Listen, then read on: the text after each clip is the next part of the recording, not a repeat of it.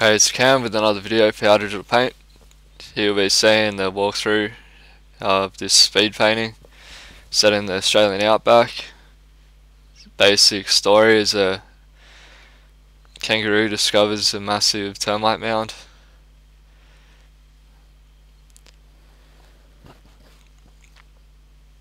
You can take a lot of inspiration from the real world because there's a lot of strange things out there, a lot of interesting things to discover. So just starting with a rough sketch.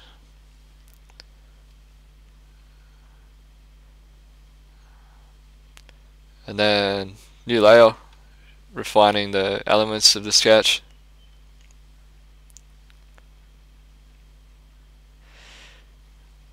There's my reference, there's a couple of photos there that I actually took myself. With the on the left, the two dingoes on the tree, under the tree. They're actually my mum's dogs. I think one of them's dead now, I'm not too sure. That was a while ago, that was back in 2006.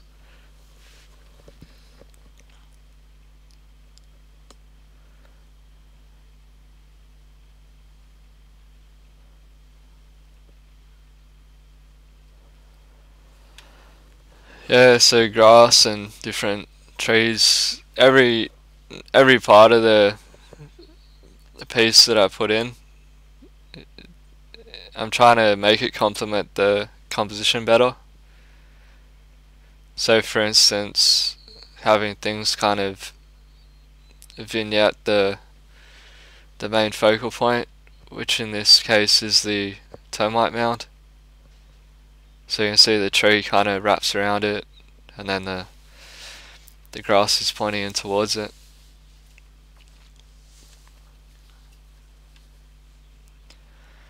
I find when using references, it's better for me to just put the reference into its own group, and then I can just flip on and off the layer.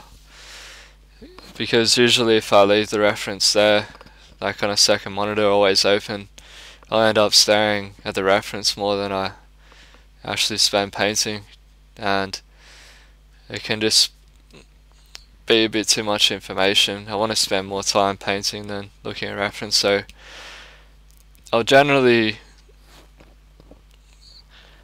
look at the references when there's a question that I can't answer just straight out of memory. So I'll quickly, have a question whether it's, what color would the tree be, or what color would the shadow be of the grass. I don't know, just little things like that. So I can quickly look at the reference and then it answers my question in an instant. Then I go back to work and paint. So when I'm putting down the color, these are all on separate areas of foreground, middle ground, background. Different layers to allow me to separate and adjust things. And if I'm not happy with something, I can delete it, so without it affecting other parts of the painting. Clouds are just smudged around. These clouds, that the wall of clouds there, that's just lasso tool, as well as the mountains. Helps give it a clean edge. This stage indicating the light and dark, thinking about the direction of where the sun would be, and keeping the objects within the scene consistent with that light source, so that they don't look like they've been cut out of different photos or something.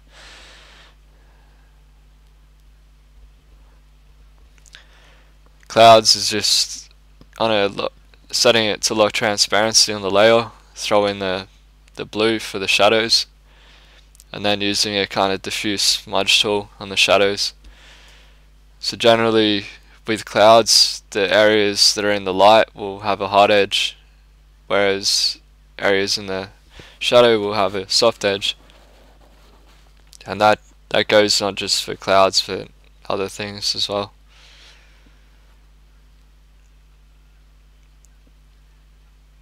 Especially with things like fur and like steam, smoke, that sort of thing.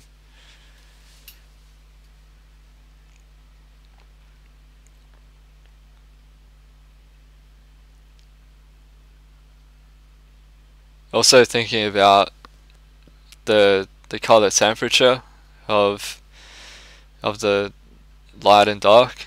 So for this scene I choose to have warm shadows, sorry, cool shadows and warm highlights. And when painting this termite mound, I've set it on lot transparency again, painting in with like a kind of chalky brush, as well as thinking about the ambient light being caught in the shadows. So understanding how light works in the real world will help to make your pieces more believable and realistic.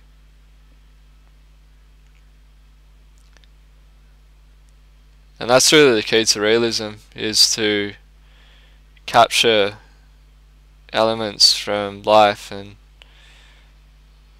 put it into something that doesn't necessarily exist. So that familiarity with the real world that people have will make them say that, well, that's realistic, or that looks like a photo, because it reminds them of something they've actually seen.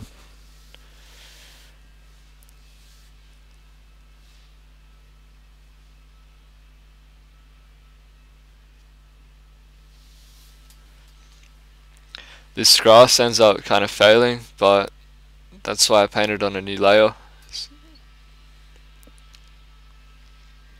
I end up actually just deleting it.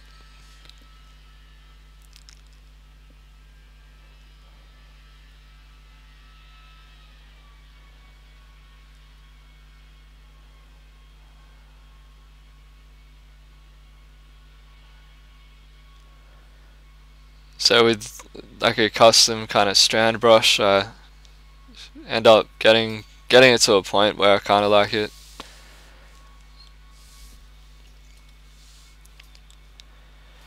Working from dark to light, I do it in about 3 or 4 passes, and then overlays and things.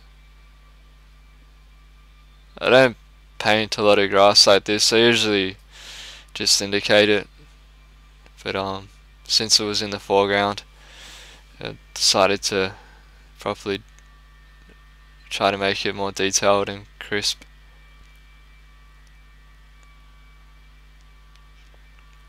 Painted some rocks on a new layer also. Everything I do is always on a new layer, basically, just because it makes things so easy. And I had a custom brush which makes it really easy to paint rocks, because it has a nice rock texture to it, and you can throw on just a simple highlight on a dark area and it'll pop out and have that stone texture to it.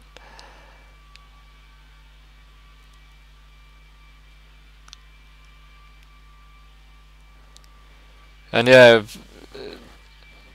understanding form and how light works is going to help things read and look three-dimensional. Like, always thinking about bounce light, reflected light, ambient light, core shadow, other things of that nature. And if there's a really good tutorial by I don't know, maybe if you Google PSG tutorial, I think that'll get you there. But yeah, it's this tutorial I found in the early days of learning how to paint by wow, I wish I could remember his name because it was so helpful. But he talks about everything just to do with rendering, how light and dark works, shadow, bounce light, skin tones, a whole bunch of things, and it's just like this page of info. It's so helpful. But obviously you can learn these things just from looking at photos and studying a lot from life, and you'll be being to understand how that works. The trees are just painted just with a kind of brushy, dotty brush. Leaves and branches, basic stuff.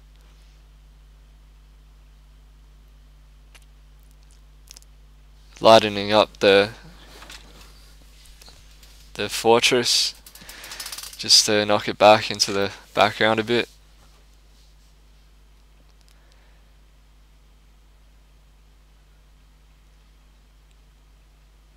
Yeah, it's all pretty straightforward. I mean, with these tutorials, I guess I state the obvious, but I guess for people that are newer to digital painting, may not understand a lot of the things, so I guess it helps.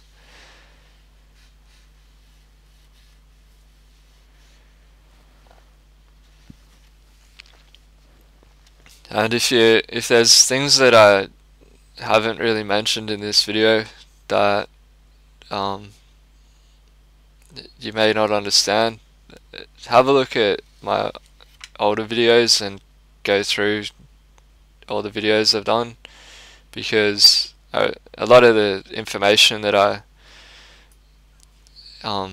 say in these videos is actually a repetition of what's said in the other videos, so please look at those if you want to learn more, and you'll discover a lot of the principles that I use in the digital painting process. So putting in a dusty atmospheric layer here,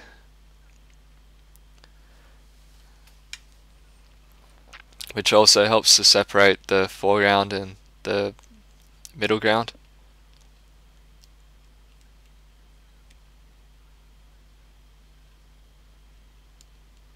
Bring in some photo textures. A good place to get textures from is a website called Mayang, M-A-Y-A-N-G. Just Google Mayang textures and you should find it there. The photo texture to do is the soft light layer, reduced down to about 10% opacity, and then finally ending the piece with some adjustment layers, color balance, levels, hue, saturation, and that's that. So hope you learned something, and you can try the techniques yourself.